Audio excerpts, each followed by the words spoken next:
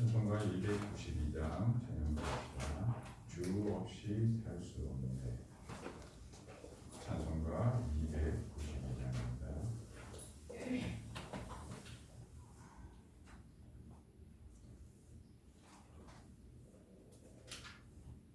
주 없이 살 수 없네. 죄인의 구주여, 그 귀한 몸의 피로 날 구속하소서. 구주의 사랑으로 흘리신 보혈이 내 소망 나의 위로 내 영광 됩니다. 주 없이 살 수 없네. 나 혼자 못 서리. 힘없고 부족하며 지혜도 없도다. 내 주는 나의 생명 또 나의 힘이라. 주님을 의지하여 지혜를 얻으리. 주 없이 살 수 없네. 내 주는 아신다. 내 영의 깊은 간구 마음의 소원을 주밖에 나의 마음 네 알아주리요. 내 마음 위로하사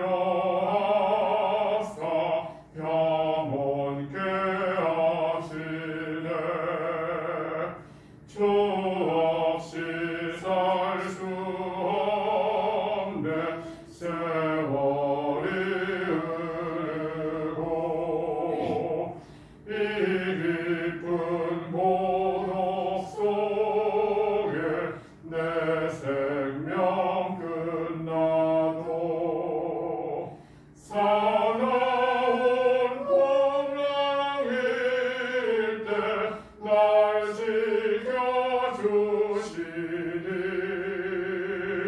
내 곁에 계신 주님 늘 힘이 됩니다.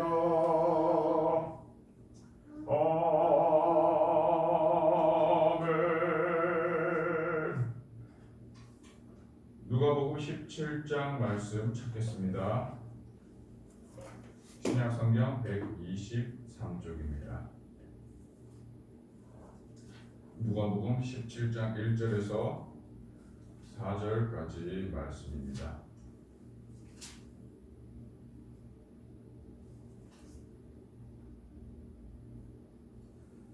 찾았으면 우리 한 절씩 말씀 읽겠습니다. 예수께서 제자들에게 이르시되 실족하게 하는 것이 없을 수는 없으나 그렇게 하게 하는 자에게는 화로다. 그가 이 작은 자 중에 하나를 실족하게 하시되 차라리 연단에 돌린 그 목에 매어 바다에 던져지는 것이 나으리라. 너희는 스스로 조심하라. 만일 내 형제가 죄를 범하거든 경고하고 회개하거든 용서하라. 만일 하루에 7번이라도 내게 죄를 짓고 7번 내게 돌아와 내게 내가 회개하노라 하거든 너는 용서하라 하시더라. 아멘.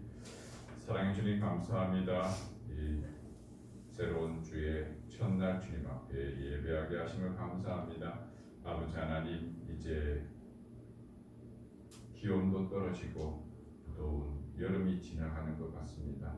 우리의 심령 가운데도 주님 결실의 계절을 꿈꾸게 하시고 아버지 하나님께 기도하며 나아갈 때에 주님 우리의 심령 가운데에 아버지께 드릴 만한 열매들도 가득 넘치게 하옵소서. 오늘도 주님을 기대합니다. 예수님의 이름으로 기도드립니다. 아멘. 용서라는 내용을 갖고 우리 함께 은혜를 나누고자 합니다. 실족이라는 것이 무엇입니까? 여러분, 우리가 실족이라는 것을 좀 쉽게 생각해서 이렇게 그냥 내가 저 사람한테 마음에 불편함 뭐 이런 것들로 생각하고 그 부분에 대해서 이렇게 말씀을 생각하다 보니까 상당히 부담스럽게 다가오는 부분이 있습니다. 이 실족이라는 것은 실제로 실족하게 하는 그 어떤 함정을 만들어서 상대방으로 실족해 하는 것입니다. 때로는 그 넘어지게끔 하는 어떠한 거짓을 고하는 그러한 부분이죠. 영적으로 얘기한다면 잘못된 진리를 가르치고 이야기하는 것이고, 우리의 실생활로 생각한다면 함정을 만들어서 상대방이 그 함정에 빠지도록 하는 행동이죠. 이것은 사실 용서할 수 없는 아주 큰 잘못입니다.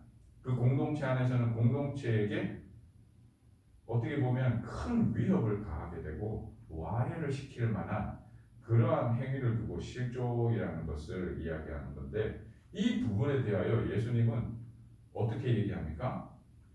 이 실족하게 할 수는 없으나 그렇게 하게 하는 자에게는 화로다. 그런데 너희도 스스로 조심하라 라고 얘기합니다. 그러니까 너도 상대방에게 실족해 할 수 있는 사람이 될 수 있다. 함정을 빠뜨리게 하거나 때로는 거짓을 이야기하여 그릇된 가치관이나 진리를 가르칠 수 있는 사람이 될 수 있다. 이건 제자 공동체들, 예수 그리스도 공동체 안에 이야기하는 내용이에요. 그러면서 그 공동체 중에 한 사람이 그러한 잘못을 저질렀을 때에는 경고해라. 잘못된 것을 바르게 잡도록 지적해라. 사실 이렇게 지적하게 되면 어떤 현상이 일어납니까? 지금 우리의 사회 속에서는 서로 맞고서하죠. 명예훼손이다. 어떻다. 네가 나를 어떻게 그렇게 판단하느냐. 무엇을 근거로 판단하느냐. 그런 식으로 하면서 상당히 우리는 복잡한 시대에 살고 있습니다. 이 경고하는 부분에 대해서도 상당히 참 신중을 기해야 되지만 불편함이 있습니다. 자녀를 양육하는 데 있어도 이런 경고의 이야기를 했을 때에 다가오는 모습은 그것을 받아들이는 모습이 아니고 그것에 대한 상대방의 경고하는 자에게 무엇을? 그 잘못에 대하여 또 질책하는 그러한 리액션이 보여질 때도 있습니다. 그런데도 불구하고 예수님은 과감하게 경고하라라고 말씀하십니다. 그 이유는 무엇입니까? 진리를 비진리되게 거짓으로 이야기하였기 때문입니다. 그 진리를 수호하는 사람은 우리 그리스도입니다. 이 진리를 결코 포기하면 안 된다라는 것을 기억해야 할 것입니다. 그러나 그 다음 행동이 참 중요합니다. 그 경고의 메시지를 받고 그 경고의 메시지를 들은 사람이 그것을 받아들이고 회개하고 하나님 앞에 바로 서고자 할 때에 너희 공동체는 받아들이라고 얘기합니다. 용서하라라고 얘기합니다. 이 또한 쉽지 않습니다. 왜냐하면 1대1의 관계 속에서는 그냥 그래 이렇게 넘어갈 수 있는데 그 공동체가 점점점 비대하고 많아질 때는 사실 이 공동체의 이 의견이 다 달라질 수 있기 때문에 이 또한 받아주기가 상당히 어려운 구조가 되어버렸습니다. 그럼에도 불구하고 이 예수 공동체 안에 누가복음에서는 이렇게 이야기를 예수님이 이어갑니다. 너희가 그 경고를 받은 사람이 회개하거든 용서하고 그것도 모자라 하루에 7번이라도 너에게 돌아오면 회개하고 돌아오면 그 구성원을 받아들이라. 하루에 7번이라고 했지만 이거는 계속해서 일어나는 그릇된 행동입니다. 이런 부분도 있습니다. 잘못된 가치관을 가지고 그것이 사실이냐, 그것이 진리이냐 믿는 사람이 있습니다. 그런 사람은 사실 하루아침에 고쳐지지는 않습니다. 그 자기 신념이 생겼기 때문입니다. 그럼에도 불구하고 그에게 계속해서 잘못에 대한 것을 권면하고 그것을 다시 수정될 수 있도록 계속해서 그 공동체 안에서 끝까지 그를 품어주어라는 이야기로 예수님은 말하고 있는 것입니다. 그것도 7번이라는 숫자를 쓰면서 완전한 수, 될 때까지 돌아온다면 받아줘라. 그가 돌아오지 않으면 어떻게? 그 공동체에서 내가 보내라. 왜냐하면 너희 안에서 이로 말미암아 또 실족해 되는 상황이 올 수 있기 때문입니다. 함정을 거기에 넘어지게 하는 상황이 생길 수 있기 때문입니다. 아, 저것이 사실이야? 진짜야? 그럼 우리 안에 있는 이 모든 것들이 거짓이었네? 이런 말이 돌면서 그 공동체가 건강함을 잃어버리고 점점 더 그릇된 혼란 속에 빠질 수 있기 때문입니다. 그리하여 돌아오는 사람은 결코 너 안 돼. 지난번에 한번 잘못했어. 우리는 받아들일 수 없어. 이런 행동은 취하지 말라는 겁니다. 그래서 예수님이 이렇게 얘기합니다. 너희는 스스로 조심하라. 스스로 조심하라는 것은 항상 자신의 주의를 살피고 진리 안에 거하는지 자신을 점검하는 것이며 나 또한 다른 사람에게 덫이나 함정을 하는 행위를 한지 나 자신을 계속해서 분별하라라는 이야기인 것이죠. 말씀을 맺겠습니다. 오늘 나의 삶 속에 많은 말들과 많은 행동들이 주어질 것입니다. 그런 삶 속에서 우리는 그냥 흘려 지나갈 수 있지만 어떤 사람에게는 나의 그 말이 덫이 될 수 있을 것이고 나의 그 행동이 그릇된 진리를 이야기할 수도 있다라는 사실을 항상 생각하면서 내 삶에 대한 내 행동에 대한 내 모든 것에 대한 책임감 있는 삶의 자세로 견지하며 살아가기를 원합니다. 또한 우리 공동체 안에서 이 그릇된 모습을 보였다 하더라도 바로 내치지 말고 계속해서 인내하고 참으면서 품을 수 있는 돌이킬 때에 돌아올 때에 언제든지 양손을 벌려 그를 안아줄 수 있는 그러한 너그러움을 항상 가질 수 있는 우리 사랑드림교회 모든 가족들과 우리 교회가 되기를 예수님의 이름으로 축원드립니다.